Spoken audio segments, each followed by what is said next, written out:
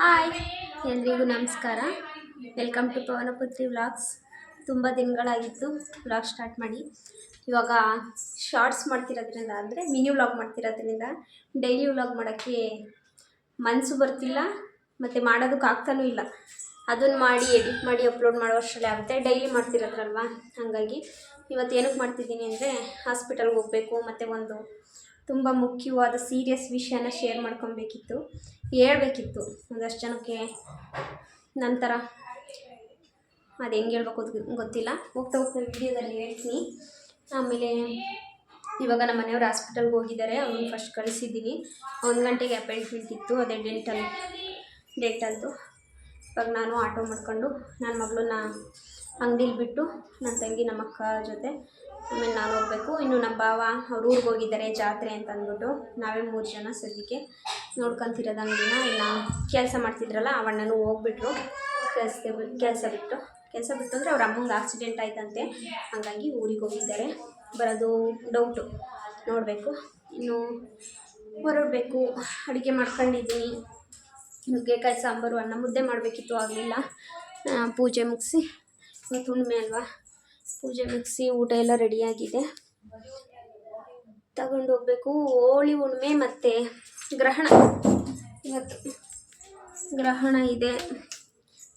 ಎಲ್ಲೂ ಹೊರಗಡೆ ಕರ್ಕೋಗ್ಬಿಡಿ ಅಂತಾರೆ. ಇನ್ನೇನು ಮಾಡೋದು, ಅವಶ್ಯಕತೆ ಇದ್ದಾಗ ಹೋಗಲೇಬೇಕಾಗುತ್ತೆ ಅಲ್ಲ ಮಗಳೇ.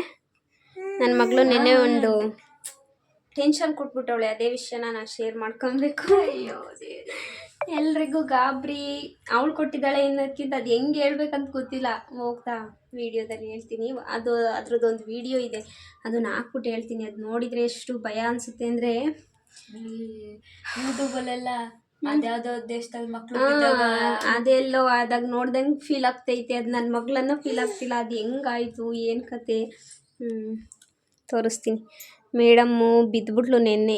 ಹೆಂಗೆ ಬಿದ್ಲಂದರೆ, ಅದು ವೀಡಿಯೋ ಹಾಕ್ತೀನಿ, ಅದು ನಿಮಗೆ ಗೊತ್ತಾಗುತ್ತೆ. ಇನ್ನು ಅಂಗಡಿಗೆ ಹೋಗಿ ಅಂಗಡಿಯಿಂದ ಆಟೋ ಮಾಡ್ಕೊಂಡು ಕ್ಲಿನಿಕ್ ಹತ್ರ ಹೋಗಬೇಕು. ಆಮೇಲೆ ಸಿಗ್ತೀನಿ. ಬಾ ಹೋಗೋಣ, ಬಾ ಮಗಳೇ. ಇನ್ನು ನಾವು ಮನೆಯಿಂದ ಹೊರಟು ಅಂಗಡಿಗೆ ಬಂದ್ವಿ. ನಮ್ಮ ಭಾವನೆ ಬಂದು ಕರ್ಕೊಂಡು ಹೋದ್ರು. ಇನ್ನು ನಮ್ಮ ಅಕ್ಕ ನೋಡಿ ಪಾಪ ಫಸ್ಟ್ ಟೈಮ್ ವೀಡಿಯೋಗೆ ಮುಖ ತೋರಿಸೋಳ ಥರ ಮುಖ ಮುಚ್ಕೊಂತವಳೆ. ಇವಾಗ ಒಂದು ವೀಡಿಯೋ ಹಾಕ್ತೀನಿ ನೋಡಿ. ಜೋಲಿಲಿ ಮಲ್ಕೊಂಡಿರಲ್ಲ ನನ್ನ ಮಗಳು. ನಾನು ವೀಡಿಯೋಗಳಲ್ಲೆಲ್ಲ ತೋರಿಸಿದ್ದೀನಿ ಲಾಸ್ಟ್ ವೀಡಿಯೋಗಳಲ್ಲೆಲ್ಲ ನನ್ನ ಮಗಳು ಜೋಲಿಲಿ ಮಲಗಿದ್ದಾಳೆ ಅಂತ. ಅವತ್ತು ಹಂಗೆ ನಾರ್ಮಲಾಗಿ ಮಲ್ಕೊಂಡಿದ್ಲು, ಆದರೆ ಎದ್ದು ತುಂಬ ಹೊತ್ತಾಗಿದೆ. ಇನ್ನು ನಾನೇನು ಬೇರೆ ಕಡೆ ಇರಲಿಲ್ಲ, ನಾನು ಅವಳು ಮಲಗಿದ್ಲಲ್ಲ ಅದ್ರ ಕೆಳಗಡೆನೇ ನಾನು ಮಲ್ಕೊಂಡಿದ್ದೆ. ಅವಳು ಎದ್ದು ತುಂಬ ಹೊತ್ತಾಗಿ ಆಟ ಆಡ್ಕೊಂಡು ಕೆಳಗಡೆ ಬಂದುಬಿಟ್ಟವಳೆ. ಕೆಳಗಡೆ ಬಂದು ಕೆಳಗೆ ಬಿದ್ದೋಗ್ಬಿಟ್ಲು. ಅವಳು ಬೀಳೋದಕ್ಕೂ ನನ್ನ ಕಣ್ಣು ಬಿಡೋದಕ್ಕೂ ಒಂದೇ ಟೈಮ್ ಆಗಿಬಿಡ್ತು. ಇನ್ನು ನಾನು ಕಣ್ಬಿಟ್ಟು ನೋಡಿದಾಗ ಅವಳು ಕೆಳಗಡೆ ಬಿದ್ಲು. ಹೆಂಗೆ ಹಿಡ್ಕೊಂಡೆ ಅಂತ ಗೊತ್ತಿಲ್ಲ, ನಿದ್ದೆಗಣ್ಣಲ್ಲಿದ್ದೆ. ನಾನು ಅವಳನ್ನ ಹಿಡ್ಕೊಂಡು ಏಟೇನೂ ಬಿದ್ದಿಲ್ಲ ಅಂತ ಅನಿಸುತ್ತೆ. ಅವಳು ತುಂಬ ಏನು ಅಳಲಿಲ್ಲ, ಮತ್ತು ಮುಖದಲ್ಲೇನು ಊತ ಅಥವಾ ನೋವು ಆ ಥರ ಏನು ಕಾಣಿಸ್ಲಿಲ್ಲ. ಈ ಥರ ಒಂದು ಇನ್ಸಿಡೆಂಟು ನಾನು ನೋಡ್ತೀನಿ ಅಂತ ಅಂದ್ಕೊಂಡೇ ಇರಲಿಲ್ಲ. ಈ ವಿಡಿಯೋದಲ್ಲೆಲ್ಲ ನೋಡಿದ್ದೆ ಈ ಥರ ಮಕ್ಕಳು ಬೀಳೋದು ಆ ಥರ ಎಲ್ಲ. ಅದು ಹೆಂಗೆ ಆಗ್ಬಿಡ್ತಂದರೆ ಆ ಕ್ಷಣಕ್ಕೆ ಅದನ್ನು ಇನ್ನೂ ಮರೆಯೋಕ್ಕಾಗ್ತಾನೇ ಇಲ್ಲ. ಸದ್ಯಕ್ಕೆ ಏನೂ ಏಟಾಗಿಲ್ಲ. ಯಾವ ದೇವ್ರ ಜ್ಞಾನ ಕೊಟ್ಟನೋ ಗೊತ್ತಿಲ್ಲ, ಎಚ್ಚರ ಆಯಿತು. ದೇವರು ಅನ್ನೋದಕ್ಕಿಂತ ಮೇ ಬಿ ರಾಯರೇ ಏನೋ ಒಂದು ಆಶೀರ್ವಾದ ಮಾಡಿದ್ದಾರೆ ಅಂತ ಅನ್ಕೊತೀನಿ. ಇನ್ನು ನಾನು ಆಟೋ ಮಾಡ್ಕೊಂಡು ಹಾಸ್ಪಿಟಲಿಗೆ ಬಂದೆ. ಹಾಸ್ಪಿಟಲಲ್ಲಿ ಒಳಗಡೆ ನಮ್ಮ ಮನೆಯವ್ರನ್ನ ಆಲ್ರೆಡಿ ನಾನು ಹೋಗೋ ಅಷ್ಟ್ರಲ್ಲಿ ಕರ್ಕೊಂಡು ಹೋಗಿದ್ರು. ಏನೇನು ಮಾಡಿದರು ಅಂತ ಹೇಳ್ತಿದ್ದಾರೆ. 2 ಸೈಡ್ಗೂ ಇಂಜೆಕ್ಷನ್ ಕೊಟ್ಬಿಟ್ಟವ್ರೆ. ನನ್ನ ಮುಖ ಏನಾದರೂ ಊದಿತಾ ನೋಡು ಅಂತ ತೋರಿಸ್ತಿದ್ರು. ಅವರಿಗೆ ಆ ಥರ ಫೀಲ್ ಆಗ್ತಿತ್ತಂತೆ, ಮುಖ ಎಲ್ಲ ಊದಿರೋ ಥರ. 2 ಸೈಡು ಅನಸ್ತೇಷ್ಯ ಕೊಟ್ಬಿಟ್ಟವ್ರೆ, ಅದಕ್ಕೆ ಅವ್ರಿಗೆ ಆ ಥರ ಆಗ್ತೈತೆ. ತುಟಿನೂ ಸಹ ಸರಿಯಾಗಿ ಕೂರ್ಸೋಕ್ಕಾಗ್ತಿಲ್ಲ ಅವರಿಗೆ. ಒಂದು ಮೇಲ್ಗಡೆ ಒಂದು ಸೈಡ್ ಹೋದರೆ ಕೆಳಗಡೆದು ಇನ್ನೊಂದು ಸೈಡ್ ಹೋಗ್ತೈತೆ, ಅದನ್ನೇ ಹೇಳ್ತಿದ್ದಾರೆ. ಏನೋ ಈ ಗೋಲ್ಗಪ್ಪ ಅಂಗಡಿಗಳೆಲ್ಲ ನನ್ನ ಕಣ್ಣಿಗೆ ಬೀಳ್ತವೆ.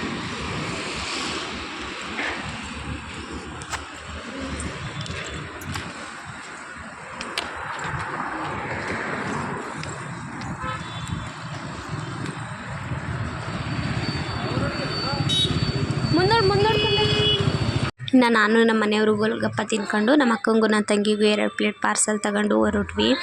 ಈ ಥರ ಸಿಗ್ನಲ್ಗಳಲ್ಲಿ ಟ್ರಾಫಿಕ್ ಇರೋ ಜಾಗದಲ್ಲೆಲ್ಲ ನನಗೆ ಬೈಕಲ್ಲೋ ಅಥವಾ ಯಾವುದೇ ಗಾಡಿಲಾಗಲಿ ಬಸ್ಸಲ್ಲಿ ಆ ಥರ ಫೀಲ್ ಆಗೋಲ್ಲ. ಬೇರೆ ಬೈಕು ಆಟೋಗಳಲ್ಲಿ ಹೋಗ್ತಿದ್ರೆ ಜೀವ ಡಗ ಅಂತಿರುತ್ತೆ. ಅವ್ರು ಯಾವ ಥರ ಬರ್ತಾರೆ ಗೊತ್ತಾ, ಒಂದು ಸ್ವಲ್ಪ ಸೈಕಲ್ ಗ್ಯಾಪ್ ಇದ್ದರೆ ಸಾಕು ನುಗ್ಗಿಬಿಡ್ತಾರೆ. ನಾನೇನಾದರೂ ಡ್ರೈವಿಂಗ್ ಮಾಡಬೇಕಾದ್ರೆ ಬೈಕ್ ಓಡಿಸ್ಬೇಕಾದ್ರೆ ಈ ಥರ ಇದ್ದರೆ ಒಂದು ಅವ್ರು ಇರ್ತಾರೆ, ಇಲ್ಲ ನಾನಿರ್ತೀನಿ. ಒಬ್ರಿಗೆ ಏನಾದರೂ ಒಂದು ಆಗಿರುತ್ತೆ, ಅದಂತೂ ಸತ್ಯ. ಇನ್ನು ಈ ಥರ ಹೋಗ್ಬೇಕಾದ್ರೆ ಜೀವ ಕೈಯಲ್ಲಿ ಹಿಡ್ಕೊಂಡೇ ಕೂತಿರ್ತೀನಿ ನಾನಂತೂ. ಇನ್ನು ಹಾಸ್ಪಿಟಲಿಂದ ಮನೆಗೆ ಬಂದ್ವಿ. ಇನ್ನು ಅಲ್ಲಿನ ವಿಷಯ ಹೇಳಬೇಕು ಅಂತಂದರೆ ಡಾಕ್ಟ್ರ್ ಏನು ಹೇಳಿದರು ಅಂದರೆ 4 ಹಲ್ಲು ತೆಗಿಬೇಕು ಅಂತ ಹೇಳಿದ್ದಾರೆ. 4 ಹಲ್ಲು ಕೀಳಬೇಕು. ಯಾಕಂದರೆ ಇನ್ಫೆಕ್ಷನ್ ಜಾಸ್ತಿ ಆಗಿತ್ತಲ್ವ ನಮ್ಮ ಮನೆಯವ್ರಿಗೆ, ಅದು ಇನ್ನೂ 2 ಹಲ್ಲಿಗೆ ಸ್ಪ್ರೆಡ್ ಆಗಿಬಿಟ್ಟಿದೆ. ಲಾಸ್ಟಲ್ಲಿ ಇರ್ತಾವಲ್ಲ ಎಕ್ಸ್ಟ್ರಾ ಹಲ್ಲುಗಳು, ಆ ಹಲ್ಲುಗಳಿಗೆ ಸ್ಪ್ರೆಡ್ ಆಗಿಬಿಟ್ಟಿದೆ. ಅದಕ್ಕೆ ಆ ಹಲ್ಲುಗಳ ಅವಶ್ಯಕತೆ ಇಲ್ಲ, ಹುಷಾರು ಮಾಡ್ಬೋದು ಅನ್ನೋದಿದ್ರೆ ಮಾಡ್ಬೋದಿತ್ತು, ಅದಾಗಲ್ಲ. ಇನ್ನು ಹಲ್ಲುಗಳು, ಅದು ಎಕ್ಸ್ಟ್ರಾ ಹಲ್ಲುಗಳು, ಅದು ಅವಶ್ಯಕತೆ ಇಲ್ಲ, ತೆಗಿಬೇಕು ಅಂತ ಹೇಳಿದ್ದಾರೆ. ನೆಕ್ಸ್ಟ್ ಟೈಮ್ ಇನ್ನೊಂದು ಸಲ ಅಪಾಯಿಂಟ್ಮೆಂಟ್ ಕೊಟ್ಟಿದ್ದಾರೆ, ನೆಕ್ಸ್ಟು ಭಾನುವಾರ. ಅವತ್ತೋಗಿ ಅವಲ್ಲಿ ಕೇಳಿಸೋದ ಏನು ಮಾಡೋದು ನೋಡಬೇಕು. ಇನ್ನೂ ಸ್ವಲ್ಪ ಟ್ರೀಟ್ಮೆಂಟ್ ನಡೀತಿದೆ. ಇನ್ನು ಇವತ್ತು ಹೋಗಿದ್ದಕ್ಕೆ ಅಲ್ಲೆಲ್ಲ ಕ್ಲೀನ್ ಮಾಡಿ ಬಾಯಲ್ಲಿ ಸೈಡೆಲ್ಲ ವೈಟ್ ಆಗಿತ್ತಂತೆ, ಅದಕ್ಕೆ ಟ್ರೀಟ್ಮೆಂಟ್ ಮಾಡಿದ್ದಾರೆ. ನಮ್ಮ ಮನೆಯವ್ರ ಬಾಯಲ್ಲಿ ಒಂದು 12 ಹಲ್ಲು ಉಳ್ಕಲ್ಲಿರೋದು, ಅದಕ್ಕೆಲ್ಲ ಟ್ರೀಟ್ಮೆಂಟ್ ಮಾಡಬೇಕಿತ್ತು. ಹಂಗಾಗಿ ಸ್ವಲ್ಪ ಜಾಸ್ತಿನೇ ಖರ್ಚಾಗ್ತೈತೆ.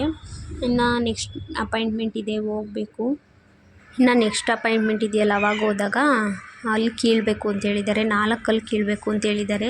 ಏನಕ್ಕೆ 4 ಹಲ್ಲು ಕೀಳಬೇಕು ಅಂತಂದರೆ ಇನ್ಫೆಕ್ಷನ್ ಆಗಿತ್ತಲ್ವ ನಮ್ಮ ಮನೆಯವರಿಗೆ, ತುಂಬ ಇನ್ಫೆಕ್ಷನ್ ಆಗಿಬಿಟ್ಟು ನರಕ್ಕೆ ಡ್ಯಾಮೇಜ್ ಆಗಿಬಿಟ್ಟು ಆ ಥರ ಮುಖ ಎಲ್ಲ ಊದ್ಕೊಂಡಿದ್ದು. ಇವಾಗ ಅದು ಇನ್ಫೆಕ್ಷನ್ನು ಬೇರೆ 2 ಹಲ್ಲಿಗೂ ಸ್ಪ್ರೆಡ್ ಆಗಿದೆಯಂತೆ. ಆ 2 ಹಲ್ಲು ಇದೆಯಲ್ಲ, ಅದು ಫುಲ್ಲು ಲಾಸ್ಟಲ್ಲಿ ಇರುತ್ತಲ್ಲ, ಅದೇನು ಯೂಸ್ ಬರಲ್ಲ. ಹುಷಾರು ಮಾಡ್ಬೋದು ಅಂದಿದ್ರೆ ಮಾಡ್ಬೋದಿತ್ತು. ಅದು ಹಲ್ಲುಗಳು ಯೂಸ್ ಇಲ್ಲ, ಸುಮ್ಮನೆ ಅದು ಯೂಸ್ಲೆಸ್ ಹಲ್ಲುಗಳು, ಅದನ್ನು ತೆಗಿಬೇಕು. ಅದನ್ನು ತೆಗೆದ್ರೆ ವೆಸ್ಟ್ ಅಂತ ಹೇಳಿದ್ದಾರೆ. ಅದಕ್ಕೆ ನೆಕ್ಸ್ಟು ಅಪಾಯಿಂಟ್ಮೆಂಟಲ್ಲಿ ಆ 4 ಹಲ್ಲು ತೆಗೆಸ್ಬೇಕು. ಇದುವರೆಗೂ ನಮ್ಮ ಮನೆಯವ್ರಿಗೆ ಖರ್ಚಾಗಿರೋದು ಅಲ್ಲಿಗೆ ಅಂತಲೇ ಒಂದು 50,000 ಖರ್ಚಾಗಿದೆ. ಇನ್ನೂ ಸರಿಗೆ ಲೆಕ್ಕ ಹಾಕಿಲ್ಲ. ಈಗ ರ್ಯಾಂಡಮ್ಮಾಗಿ ನೋಡಿದರೆ 50,000 ಖರ್ಚಾಗಿದೆ. ಅವರು ಡಾಕ್ಟ್ರ್ ಹೇಳೋ ಪ್ರಕಾರ ಇನ್ನೂ ಒಂದು 50,000 ಆಗ್ಬೋದು ಅಂತ ಹೇಳಿದ್ದಾರೆ.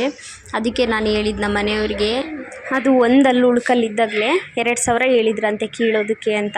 ಅವಾಗ ಇವ್ರು ಕೇಳಿಸ್ಕೊಂಡಿಲ್ಲ, ಯಾರೋ ಏನೋ ಔಷಧಿ ಹೇಳಿದ್ರು ಅಂತ ಲವಂಗದ ಆಯಿಲ್ ತರೋದು, ಇಟ್ಕೊಳ್ಳೋದು, ಹಿಂಗೆ ನೋವೆಲ್ಲ ಕಮ್ಮಿ ಮಾಡ್ಕೊಂಡು ಮತ್ತೆ ಕೆಲಸ ಮಾಡೋದು, ಇದೇ ಮಾಡ್ಕೊಂಡಿದ್ದಾರೆ. ಇವಾಗ ಅದು 1,00,000 ಹೋಗಿ ನಿಂತೈತೆ. ಏನು ಮಾಡೋದು? ಇವಾಗ ಅದು ಹುಷಾರಾಗಿಲ್ಲ ಅಂತಂದರೆ ಅದು ಬೇರೆ ಇನ್ಯಾವುದಕ್ಕಾದರೂ ಟರ್ನ್ ಆಗ್ಬೋದು. ಡಾಕ್ಟ್ರ್ ಹೇಳಿದರು, ನೀವು ಸರಿ ಕೇರ್ ಮಾಡಿಲ್ಲ, ಅಲ್ಲನ್ನ ನೆಗ್ಲೆಕ್ಟ್ ಮಾಡಿದ್ದೀರಾ, ಅದಕ್ಕೆ ಈ ಥರ ಬಾಯೆಲ್ಲ ಸ್ಪ್ರೆಡ್ ಆಗಿದೆ ಅಂತ. ಯಾರಿಗಾದ್ರೂ ಉಳ್ಕಲ್ಲಿತ್ತು ಅಂದರೆ ಹೋಗಿ ತೋರಿಸ್ಕೊಳ್ಳಿ, ಆಗಿಲ್ವಾ ಕೀಳಿಸ್ಕೊಳ್ಳಿ. ಅದನ್ನು ಬಿಟ್ಟು ಈ ಥರ ಖರ್ಚು ಮಾಡೋದು ಬೇಕಾ? ನನಗೂ ಇದೇ ಫಸ್ಟ್ ಟೈಮು ಅಲ್ಲಿ ಇಷ್ಟೊಂದೆಲ್ಲ ಖರ್ಚಾಗುತ್ತೆ ಅಂತ ಅನಿಸಿದ್ದು. ಯಾವುದಾದ್ರೂ ಆಪ್ರೇಷನ್ನೇ ಮಾಡ್ಬೋದಿತ್ತೇನೋ, ಮೇ ಬಿ ಇದು ಆಪ್ರೇಷನ್ ಮಾಡ್ದಂಗೆ ಅನಿಸುತ್ತೆ. ಇನ್ನು ಇವತ್ತು ನಮ್ಮ ಭಾವ ಇರಲಿಲ್ಲ. ನಮ್ಮ ಭಾವ ಅವ್ರ ಊರಲ್ಲಿ ಜಾತ್ರೆ ಇತ್ತು ಅಂತ ಹೋಗಿದ್ದಾರೆ. ನಮ್ಮ ಅಕ್ಕನೂ ಹೋಗಬೇಕಿತ್ತು. ಇಬ್ಬರು ಹೋದ್ರೆ ಇಲ್ಲಿ ಮ್ಯಾನೇಜ್ ಮಾಡೋದಕ್ಕಾಗಲ್ಲ ನಮ್ಮ ಕೈಲಿ ಅಂತ ಅಂದ್ಬಿಟ್ಟು, ಇನ್ನು ನಮ್ಮ ಮನೆಯವರು ಇರಲ್ಲ. ಕೆಲಸ ಮಾಡೋ ಅಣ್ಣನೂ ಕೆಲಸ ಬಿಟ್ಟು ಹೋಗಿದ್ದಾರೆ. ಬರ್ತಾರೋ ಇಲ್ವೋ ಗೊತ್ತಿಲ್ಲ, ಯಾವಾಗ ಬರ್ತಾರೆ ಅಂತ. ಒಟ್ನಲ್ಲಿ ಬರ್ತೀನಿ ಅಂತ ಹೇಳಿದಾರಂತೆ. ತುಂಬ ಜೋರಾಗೇನು ಜಾತ್ರೆ ಮಾಡ್ತಿಲ್ಲ, ಜೋರು ಮಾಡಿದರೆ ನಾವು ಎಲ್ಲ ಹೋಗ್ತಿದ್ವಿ. ತುಂಬ ಸಿಂಪಲ್ ಇದೆ, ಹಾಗಾಗಿ ಯಾರೂ ಹೋಗಲಿಲ್ಲ. ವ್ಯಾಪಾರ ಏನು ಹೇಳೋ ಅಷ್ಟೇನಿಲ್ಲ, ಬೇಕ್ರಿಗಳೆಲ್ಲ ತುಂಬ ಡಲ್ಲಾಗಿದೆ ವ್ಯಾಪಾರ ಅಂತ ನಮ್ಮ ಮನೆಯವ್ರು ಹೇಳ್ತಿದ್ರು. ಇರೋ ಕಡೆ ಇದೇನೋ ಗೊತ್ತಿಲ್ಲ, ಸದ್ಯಕ್ಕಿಲ್ಲಂತೂ ಯಾವುದೇ ರೀತಿಯ ಅಷ್ಟು ಹೇಳ್ಕೊಳ್ಳೋ ಅಷ್ಟು ವ್ಯಾಪಾರ ಇಲ್ಲ.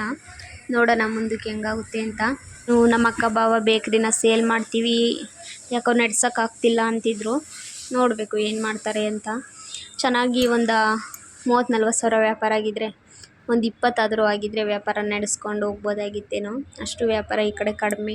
ಯಾಕೋ ಈ ಕಡೆ ಜನ ಜಾಸ್ತಿ ಔಟ್ಸೈಡ್ ಫುಡ್ ತಿನ್ನಲ್ಲ ಅನಿಸುತ್ತೆ, ಬೇಕ್ರಿ ಫುಡ್ ತಿನ್ನಲ್ಲ ಅನಿಸುತ್ತೆ. ಎಲ್ಲ ಡಯಟ್ ಮಾಡ್ಬೋದೇನೋ, ಅದಕ್ಕೆ ಸರಿ ವ್ಯಾಪಾರ ಇಲ್ಲ. ಇನ್ನು ನಾನು ಮುಂದ್ಗಡೆ ವ್ಯಾಪಾರ ನೋಡ್ಕೊತಿದ್ದೆ. ಜನ ಕಮ್ಮಿ ಆಗ್ತಿದ್ರು ನೈಟ್ ಆಗ್ತಾ. ಹುಣ್ಣಿಮೆ ಬೇರೆ ಅಲ್ವಾ, ಹೋಳಿ ಹುಣ್ಣಿಮೆ, ಹಾಗಾಗಿ. ಆಮೇಲೆ ನಮ್ಮ ತಂಗಿ ನಮ್ಮ ಅಕ್ಕ ಒಳಗಡೆ ಕೆಲಸ ಮಾಡ್ಕೊತಿದ್ರು. ಅವರು ಕೆಲಸ ಮುಗಿಸ್ ಬಂದಮೇಲೆ ತರಕಾರಿ ಎಲ್ಲ ಹೆಚ್ಚಿಟ್ಟು ಕೇಕ್ಗಳೆಲ್ಲ ಫ್ರಿಜ್ಜಲ್ಲಿ ಇಡ್ತಿದ್ವಿ.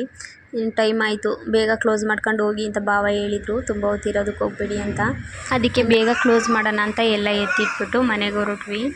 ಇನ್ನು ಈ ಲೈಟ್ ಬೆಳಕಲ್ಲಿ ಹೋದರೆ ನನ್ನ ಮಗಳು ಕೇಳಬೇಕಾ, ರೋಡುದ್ದಕ್ಕೂ ಆಟ ಆಡ್ಕೊಂಡು ಹೋಗ್ತಾಳೆ. ಆ ಲೈಟ್ ನೋಡ್ಕೊಂಡು ಆ ಲೈಟ್ ಜೊತೆ ಆಟ ಆಡೋದು, ಮತ್ತು ಭುಜದ ಮೇಲೆ ನಿಲ್ಲೋದೇ ಇಲ್ಲ.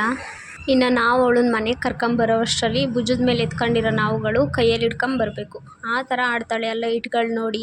ಇನ್ನು ಮನೆಗೆ ಕರ್ಕೊಂಡೋಗಿ ರೂಮ್ ಒಳಗೆ ಕೂಡಾಕ್ಬಿಟ್ರೆ ಮುಗೀತು, ಅಳಕ್ಕೆ ಸ್ಟಾರ್ಟ್ ಮಾಡಿಬಿಟ್ರೆ ಹಗ್ಲೊತ್ತಾದರೂ ನಿಲ್ಲಿಸಲ್ಲ. ಇನ್ನು ಮನೆಗೆ ಹೋದ್ವಿ. ನನ್ನ ಮಗಳು ನೋಡಿ ಕೂತಿದ್ದಾಳೆ ಆಲ್ರೆಡಿ. ತುಂಬ ಹೊತ್ತೇನು ಕೂರಲ್ಲ, ಒಂದು 10-20 ಸೆಕೆಂಡ್ ಕೂರ್ತಾಳೆ ಅಷ್ಟೇ. ಆಮೇಲೆ ಯಾವ್ದಾದ್ರು ಒಂದು ಕಡೆ ಸೈಡ್ಗೆ ಉಂಡ್ಕೊಂಬಿಡ್ತಾಳೆ. ಇವತ್ತಿಗೆ ಈ ವಿಡಿಯೋ ಇಷ್ಟೇ. ನಿಮಗೆ ಈ ವಿಡಿಯೋ ಇಷ್ಟ ಆಗಿದ್ದರೆ ಲೈಕ್ ಮಾಡಿ, ಶೇರ್ ಮಾಡಿ, ಕಮೆಂಟ್ ಮಾಡಿ, ಸಬ್ಸ್ಕ್ರೈಬ್ ಮಾಡ್ಕೊಂಡು ವಿಡಿಯೋ ನೋಡೋದು ಮರಿಬೇಡಿ. ಬಾಯ್.